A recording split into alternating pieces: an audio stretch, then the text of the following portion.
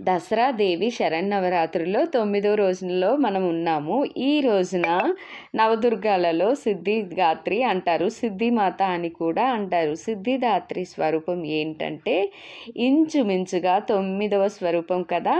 సింహవాహినిగా చాలా విశేషమైన స్వరూపంతో అమ్మవారు కనిపిస్తారు. ఎర్రని వస్త్రాలు ధరిస్తుంది. శాకాన్నం, పులిహోర నివేదనలుగా విశేషంగా చేస్తారు. కుష్మాండవలి కూడా ఇస్తారు. గుమ్మడికాయతో అమ్మవారిని దిగతుడుచుతారు.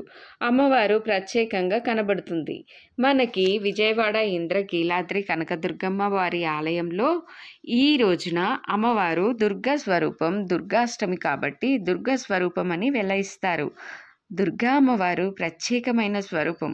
ఇప్పటిదాకా ఉన్న స్వరూపాలు వేరు, ఈ ఒక్క స్వరూపం వేరు. ఈ దుర్గా అమ్మవారికి ఎలాంటి ప్రత్యేకత ఉందంటే ఆమె ధైర్యాన్ని ఇస్తుంది, సాహసాన్ని ఇస్తుంది, అవసరమైతే అంతము చేస్తుంది, ఇంకా కావాలి అనుకుంటే దండిస్తుంది కూడా. ఇది బయద సౌందర్యమూర్తిగా ఉండదు. ఈ అమ్మవారు బయద సౌందర్యమూర్తిగా ఉండదు, సాత్విక అంశంలానే కనిపిస్తుంది. నామంలోనే దుర్గా ప్రత్యేకమైన స్వరూపం. ఎర్రటి వస్త్రాలు ధరించి విశేషంగా దీపధూప నైవేద్యాలతో ఆరాధిస్తూ ఉంటారు. ఈ అమ్మవారికి ఎక్కువగా ధూపం ఇస్తారు. దుర్గా అమ్మవారి అష్టోత్తరం విశేషంగా ఉంటుంది. ఈ రోజున అమ్మవారికి అల్లం గారెలు నివేదన చేస్తారు. భారతదేశంలో ఉన్నటువంటి చండీ ఆలయాలలో విజయవాడ కనకదుర్గ ఆలయం ఒకటి.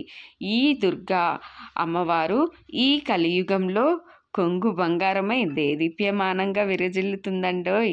ఇంద్రకీలాద్రిపై ఏది కోరుకున్నా కూడా తక్షణం ప్రసాదిస్తుంది. ఈ అమ్మవారు ఆర్తిగా అర్జిస్తే అమ్మ అని పిలవండి. కొల్లలుగా అమ్మవారు కోరినవన్నీ తీరుస్తుంది.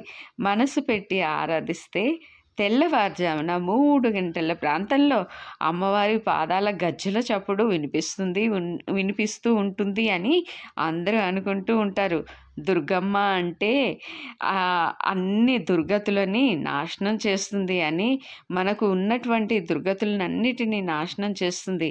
అందుకే ఈ అమ్మవారికి దుర్గమ్మ అని అంటారు.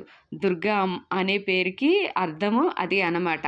ఈ నవరాత్రుల్లో దుర్గాష్టమి అంటేనే చాలా విశేషం. ఏ కష్టమైనా రాని కృష్ణా నదిలో వెళ్ళి స్నానం చేసి ఆ అమ్మవారిని దర్శించుకోండి. కోరిన మొక్కులు తీర్చే తల్లి, కోరినవన్నీ ఇచ్చే తల్లిగా ఆ అమ్మవారు విశేష ఆరాధన చేస్తారు. మన అందరి కోసమే ఆ తల్లి ఇంద్రకీలాద్రి మీద వెలిసింది. ఈ అమ్మే కనకదుర్గ అమ్మవారు.